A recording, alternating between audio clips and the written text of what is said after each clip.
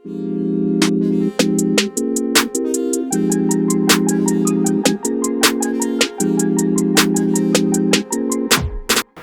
everybody, welcome back to one of the two channels that you may be watching on. If you're watching on the fitness channel, I will greet you as Alex Trains Chest. If you're watching on the news and politics channel, then welcome back to engineering major, philosophy minor. I am very excited for all of you guys to be joining me today because I did get all the new computer parts that I ordered. And what we're going to do in this video is we've got the old build right here. We're going to take all the old components out of the case, put in all the new components, and we're going to have pretty much a brand new computer for me to work with. That's going to let me edit videos for you guys more efficiently. Of course, it's going to allow me to make more complex content. And then in general, I am a big nerd when it comes to computers, and so this is just a fun little project that I get to share with you guys. So what I want to do first and foremost is I want to take you guys through the new components that I got. First on the list, and probably most important, is the Asus Prime X299A2 motherboard. This is of course an LGA 2066 socketed motherboard. It's capable of handling up to 256 gigs of RAM. In this particular video, in this build, we're only going to put 128 because that's what the processor supports. It does have 3 PCI Express 3.0 slots, so you could have up to 3 video cards hooked up. Next on the list, we do have the Intel Core i9 9900 Series X LGA 2066 socket processor. Again, as I mentioned in the previous video, the most important thing about this is you want to make sure that this socket, LGA 2066, lines up with the socket of the motherboard, which it does in this case, which is excellent. Of course, it would be a shame if you spent a bunch of money on computer parts only to find that your motherboard and your processor don't match, and so then you can't use them with one another. Next up, we have the EVGA build of the NVIDIA GeForce 2080 Ti video card right here. This is a huge upgrade from the video card that I'm using currently, which only has 3 gigs of onboard RAM. This card has 11 gigs of onboard RAM. Further, this card I think has about 4 times as many cores as my current video card. And I have to admit, I did get a little bit antsy when I first got this in the mail, and I cut open the seal right here. And just as I was taking it out of the box, I said to myself, no, I want to show you guys some unboxing of all these parts. Last but not least, we have the random access memory, also known as just RAM. Here I have 2 packages of 4 memory cards each. Each of the memory cards have 16 gigs on them. If you do the multiplication out, 16 times 8, you should get 128 gigs of RAM. And as you may have seen in the previous video, there are 2 important things you want to look at when it comes to memory. This is a 2666 megahertz speed memory that should match up with the processor recommendation. And of course, you want to check the motherboard to make sure that that speed is compatible with this motherboard. Alright, now that you guys have seen all those cool computer parts, I do want to share with you guys a quick set of supplies that I'm going to be using in order to make all these part swaps in here. First off, you will need a package of thermal compound paste. Second set of tools or supplies that is very important for you to have when working on your computer is a simple screwdriver set. And now I'll get into some of the other supplemental things that aren't absolutely necessary but make things a lot easier. First off, I do have a package of Ziploc bags here. I do also have a set of nitrile gloves right here. I basically only use these when I'm working with the thermal compound because I don't want to get that stuff on my fingers. Of course, I have a flashlight right here, and I have a set of clippers right here. This is not for clipping wires, this is for clipping zip ties. Scissors right here for opening boxes, which you just saw. And then last but not least, I do have a bottle of rubbing alcohol right here and some paper towels. So now that you guys have seen all the supplies, let's go ahead and open up the computer, and we're just gonna start swapping parts out.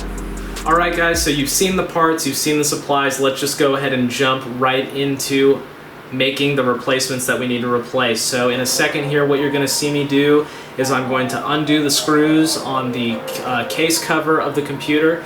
I have a fan that is actually located on the case cover, so I'm going to go ahead and disconnect that fan connector. And then once we get inside the computer, you're gonna see the motherboard, which is the rectangular piece that's kind of sitting beneath everything.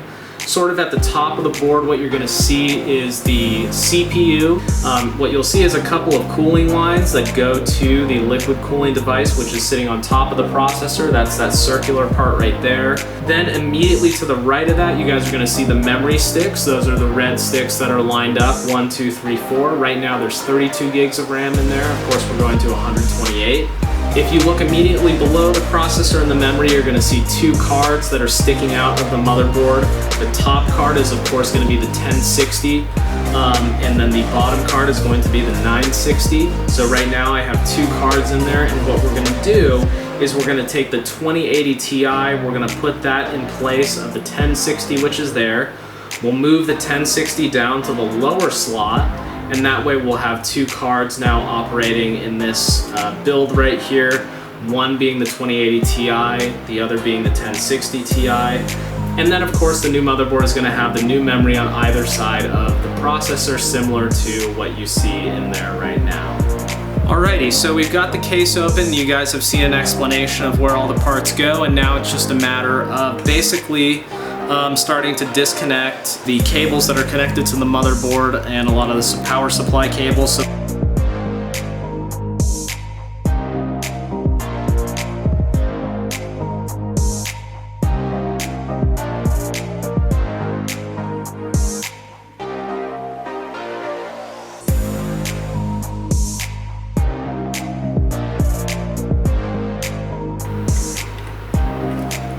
So at the moment it's going to look like some of those are a little bit inaccessible, so probably the better thing to do is going to be to take the graphics cards off first.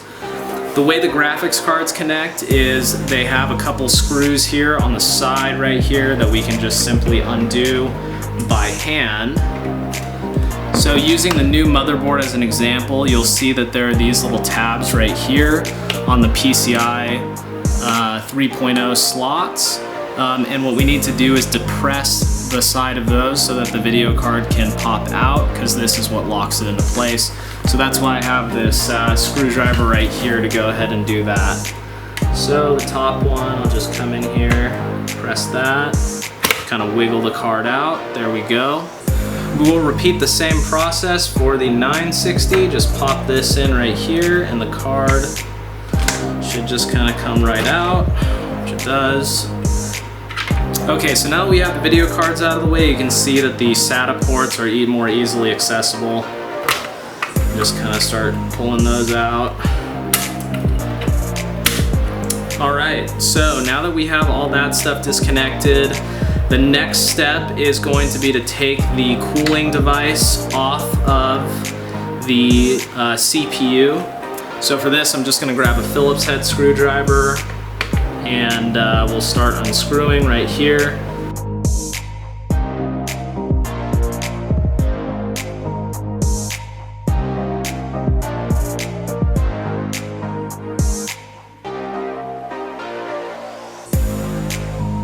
So the CPU is going to have this special locking feature right here. This is basically a bracket that sits over the CPU. You can see there's a contact point there and a contact point there, and that's what's holding the CPU down. So we go ahead and we lift that up, move this to the side, and now this opens up, and now we can access the CPU right here. Just put that cover back right on there like that.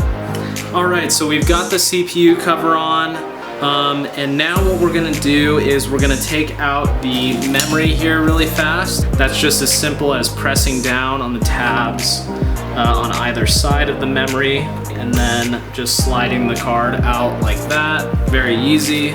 So let's go ahead and take the motherboard out. Typically the motherboard is connected with 9 Phillips head screws. We've got 1, 2, 3, 4, 5, 6, 7, 8, and 9 looks like it's there. So we simply just go ahead and start unscrewing these.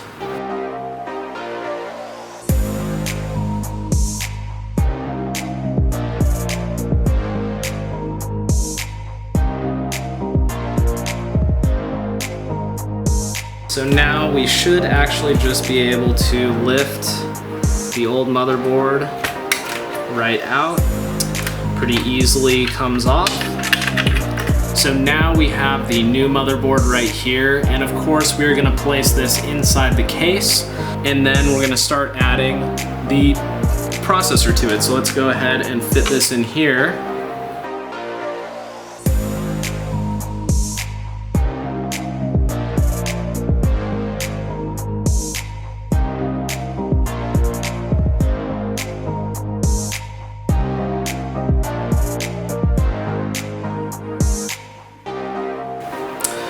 Okay, so now that the motherboard is here in place, actually the first thing I'm gonna do is I'm gonna put in the first 4 memory cards into here, because I can tell that when I put the liquid cooler on for the processor, it's gonna sit out here.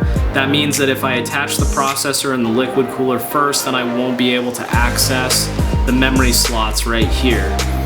This is of course very easy, no real assembly required. Simply just gonna open up the case here and just go ahead and slot that in here like so. And I'm not sure if you guys heard that, but you'll hear kind of a little clicking sound when the memory card is correctly in place.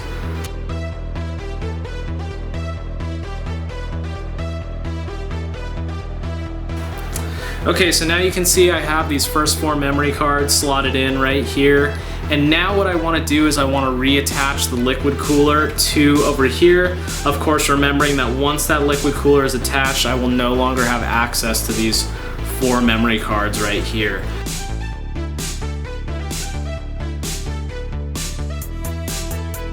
And now what I'm gonna do is I'm going to flip this over, but I just wanna check to make sure that these 4 screws can line up with these 4 holes right here. Okay, so when I line this up on here and I visually inspect it, it is looking like I am going to need to adjust the fasteners to the outside most location. So let's go ahead and do that. And it's looking like that's gonna work.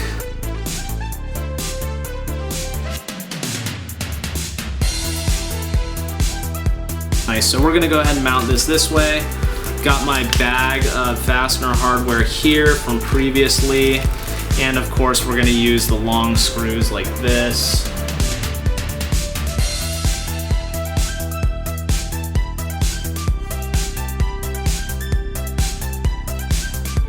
And now we're ready to install the CPU, which is right here. We're gonna go ahead and open up this apparatus here.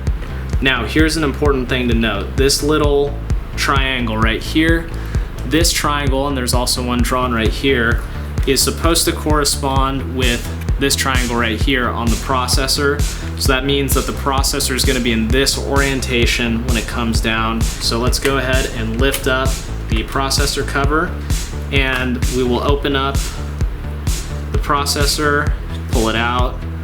You can see here, nice and shiny. Actually looks really cool, probably on 4K. But we want to make sure that we don't leave this exposed for too long because we don't want any dust to get in there. So now, of course, we're going to line up the arrow with the arrow and just pop the processor in here. It should just fit snugly into place. We will now put the cover over. We will install this side, then install this side, lock that into place. And now we can remove this cover right here. And this is what we're going to install thermal compound on right here. All right guys, so now we're gonna install the thermal compound, and I actually bought a thermal compound case that comes with this stencil cover right here, which is really convenient. Peel this off, revealing a sticky surface right here. Align the holes in the stencil cover with the holes of the corresponding processor type, and it looks like that is good. I can see the edges of the stencil around the processor, so we will go ahead and just kind of press that on some along the line like this. Now what we're going to do is we're going to take the applicator right here, spread the thermal paste along here.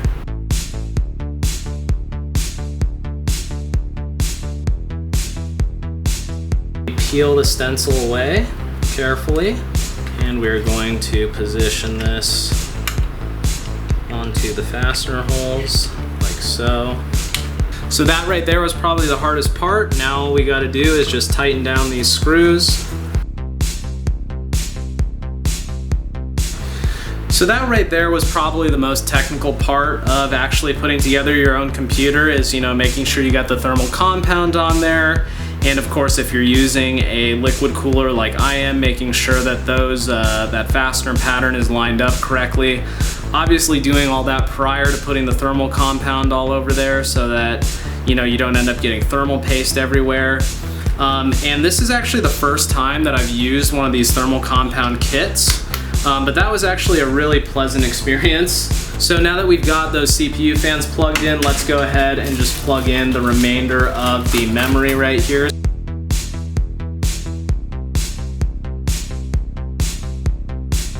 Plug back in the motherboard main power. All right, so now we have the processor in, we have the memory in, obviously the motherboard is in right there. And now what is left to do is put in our video cards. So let's go ahead and grab those and throw those in there. Here we have the 2080 Ti. This is an insanely beefy card right here. Basically what you want to look for is this tab right here should go on the side of this little flippy tab right here on the motherboard. I will put that into the open position, and now we're going to go ahead and just slot this in.